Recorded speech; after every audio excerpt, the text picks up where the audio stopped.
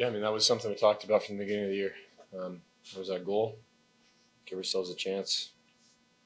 Get into the dance, punch our ticket, and we did that tonight. So probably one of the more complete games I think we've played all year. Now it's about building our game, trying to secure home ice, and getting ourselves ready for that. When you were making it every year, routinely, did you take it for granted? Definitely. Yeah. I mean, I stepped into a team that was one of the best teams in the league. I think they had won the division when I first joined them, and then a couple years later, President's Trophy, Conference Finals, Stanley Cup Finals. So, as a young guy, just trying to make it into that lineup, I think, probably did take it for granted. It's a very hard league to win in. There are no easy games, no easy nights. Being one of the top teams in the league and being able to play playoff hockey after 82 some odd games is a great accomplishment. So, guys should be proud. Obviously, clinching was always the goal, but to do it in the fashion that you guys did with 9 games left in the season, just what does that say about this group? Resilient, focused. I think I've said it a lot, probably sound like a broken record, but complete buy-in up and down the lineup, and everyone pushing towards that one goal. So, there's definitely a lot of buzz in the rink tonight. I think the fans are pretty aware of what was on the line, and I think the guys were obviously incredibly excited. Chris, can you thinking just a little bit about the magnitude of 50, one goal from 50? No, I mean the whole year, the whole team's played incredibly well. I think I've said it a few times. Rising tide lifts all ships. Ultimately, us making the playoffs and having an opportunity to win home ice has been the primary focus, and obviously able to do that tonight. So. Artemi, when you signed with the Rangers, is this what you had in mind, and is a night like tonight live up to what you had hoped? Да, переведи на всякий случай. Когда вы подписали контракт с командой, вот это было вашей мечтой? Сбылась ли ваша мечта, которую вы видели? Еще не до конца, конечно, конечно, приятно. В принципе, первый год уже тоже неплохо играли мы, когда я подписал контракт, поэтому, в принципе, на протяжении всех 3 лет хорошая команда была внутри, и, в принципе, конечно, сейчас идет прогресс, так что мы все очень рады, и я, конечно, тоже. Well, obviously, the dream hasn't fully been realized, and the first year that I played for the team was also not that bad as well. Overall, the 3 years that I've played have been pretty great, and the team's progressing towards the overall goal, and everything's going great. Artemi, do you feel that you've, in the last however many games, raised your level of play? Do you feel like your game has gone up recently? Немного, в принципе. Хотелось бы, чтобы... Я все-таки стараюсь, поэтому хотелось бы, чтобы моя игра была лучше. Не знаю, так сложно сейчас отметить. Well, a little overall.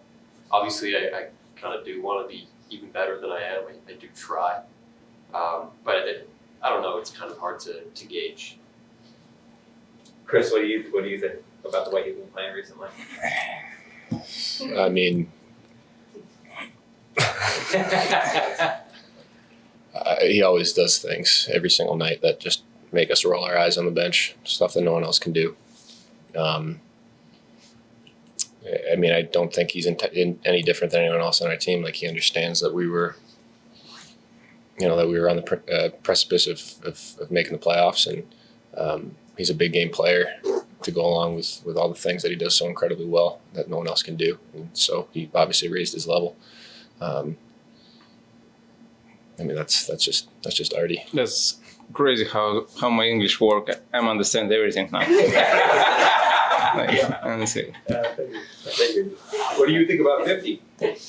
His? Yeah. Would that be a big deal for you? Я надеялся, что сегодня он сделает это, но, в принципе, время есть, не будем загадывать.